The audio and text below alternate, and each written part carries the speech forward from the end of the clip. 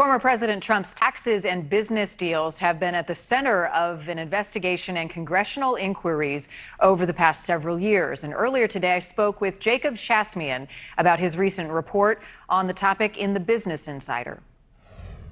Jacob Shasmian joins us now. Jacob, appreciate your time.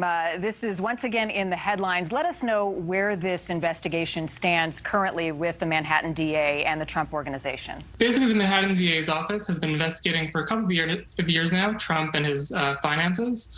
It's been delayed for a couple of years because they've had to go to the Supreme Court a couple of times to enforce subpoenas in order to actually get Trump's tax returns and financial documents.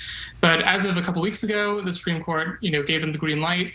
They are now obtaining Trump's tax documents, and I guess they're now going through them. They're probably thousands and thousands of pages. We know from other investigations that he has paid very little in U.S. income tax in the past 2 decades. We know he's paid more to foreign governments in taxes than he has in the U.S. We know he's taking advantage of a lot of tax loopholes that a normal citizen would never be able to take advantage of. And so I think a big takeaway here, and what I think the Manhattan DA's office will ultimately be trying to prove, is to show that you can't do that. You can't simply take advantage of the tax code. At some points, these may be breaking laws, and if they break laws, then the DA is there to prove it. And amid the political battles, the one man who some say is most familiar with the former president's finances has remained out of the spotlight. His name is Allen Weisselberg. He served as chief financial officer under the Trump Organization for decades, and now prosecutors are reportedly trying to get him on their side. Allen is basically the keeper of the keys for the Trump Organization and for the family. He was hired by Fred Trump, Donald Trump's father, in the 1970s. And since then, he's kind of grown in prominence in the family and the organization.